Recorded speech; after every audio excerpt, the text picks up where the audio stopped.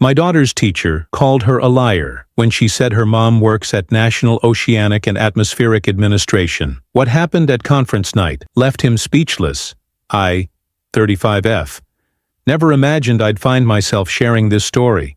But the events of last month still leave me shaking my head in disbelief. My daughter, now in 6th grade, has always been captivated by marine life.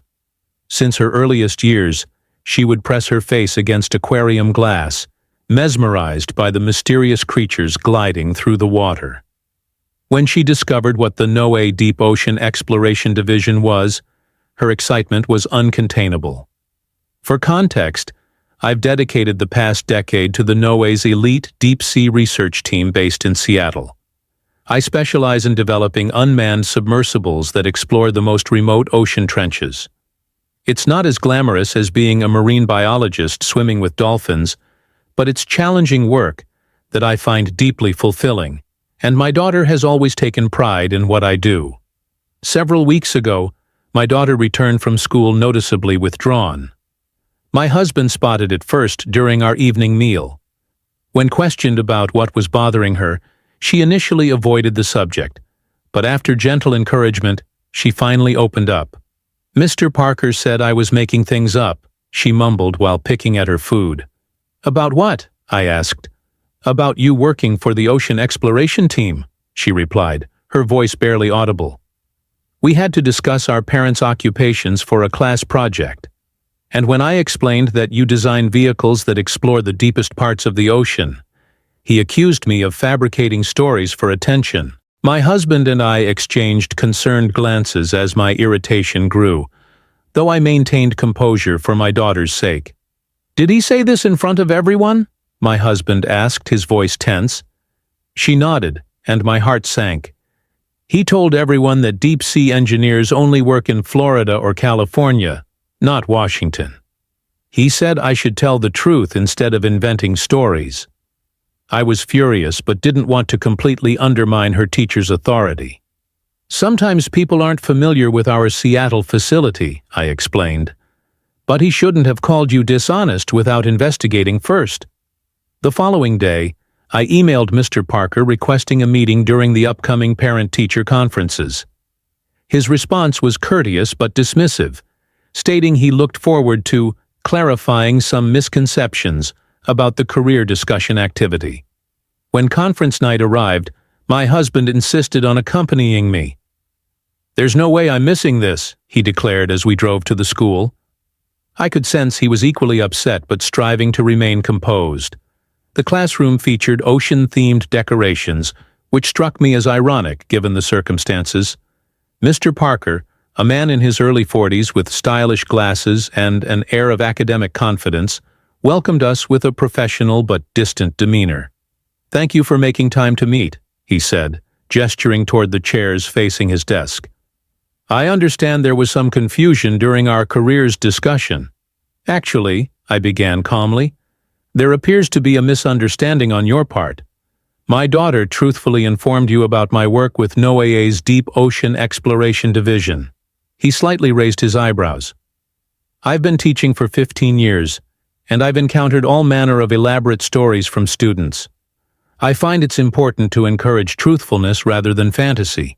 My husband shifted uncomfortably but remained silent, allowing me to handle the situation as we had agreed.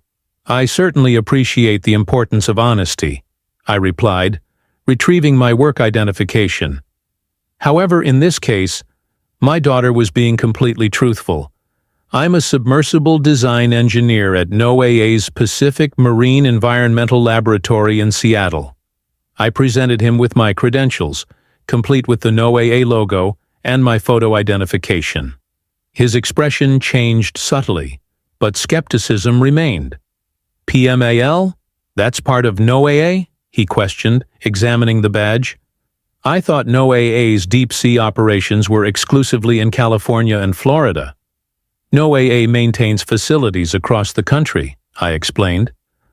"Our Seattle lab is one of the leading centers for deep ocean exploration technology. We develop the unmanned vehicles that investigate the Mariana Trench and other deep-sea environments." He returned my identification, his certainty visibly diminishing. "I wasn't aware of that, but surely you understand why it seemed improbable." "What seems improbable is publicly accusing a child of lying without performing any verification," my husband finally interjected, his voice controlled but firm. "A simple question or brief online search would have prevented embarrassing our daughter in front of her classmates." Mr. Parker flushed. "I wouldn't characterize it as embarrassment." "You explicitly stated she was lying for attention," I interrupted. "In front of the entire class. Consider how that affected her." The teacher fell silent, seemingly processing the situation. After a moment, he sighed. "You're correct. I should have approached this differently. I apologize." "We're not the ones requiring an apology," my husband pointed out. "Of course," Mr. Parker nodded. "I'll speak with her tomorrow and address the misunderstanding." I shook my head. "A private apology is insufficient. You publicly questioned her honesty, so the correction should be equally public." We discussed how he would handle it, and he eventually agreed not only to apologize to our daughter, but also to use the opportunity for a brief lesson on NOAA's various facilities throughout the country. As we prepared to leave, inspiration struck.